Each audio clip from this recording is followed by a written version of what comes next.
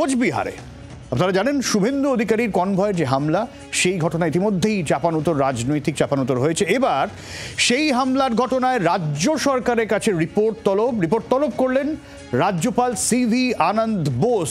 ঠিক কি ঘটনা ঘটেছিল, কেন এই ঘটনা, সমস্তটা নিয়ে রাজ্যপালের রিপোর্ট তলব।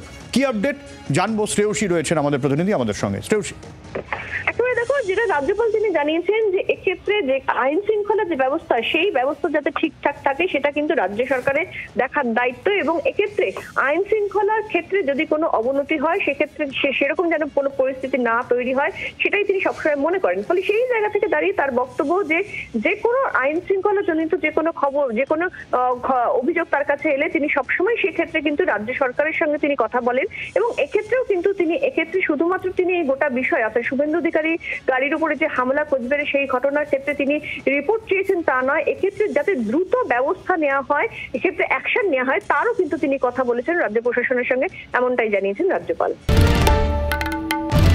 বাংলার আওয়াজ, বাঙালির আবেগ, জি 24 ঘন্টা।